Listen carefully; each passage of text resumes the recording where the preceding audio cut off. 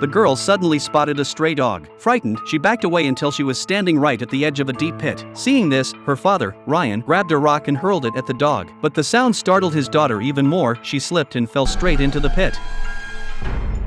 When Ryan got back on his feet, his wife was already cradling their daughter, sobbing in pain. Then, out of nowhere, she lunged at him, demanding to know what had just happened. Ryan shoved her away in a panic. After a few seconds, when he finally calmed down, he heard his daughter's faint voice calling for him. She hadn't died, just lost consciousness. Ryan and his wife immediately rushed her to the hospital. But something about the place felt strange. Every few minutes, an ambulance would pull up, unload a patient, and then an orderly carrying a small metal box would walk out, as if they were exchanging something with the driver, almost like some secret deal.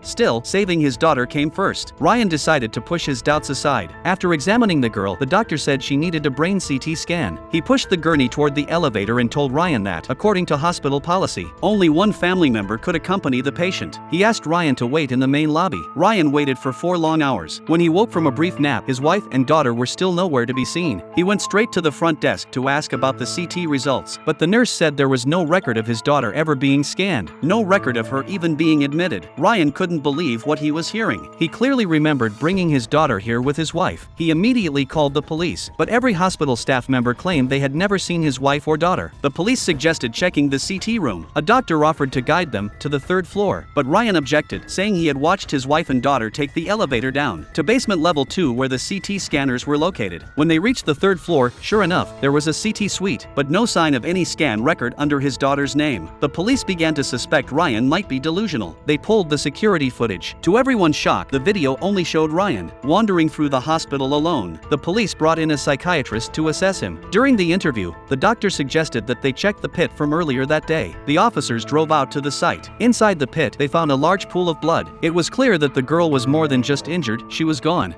This is a crime scene now.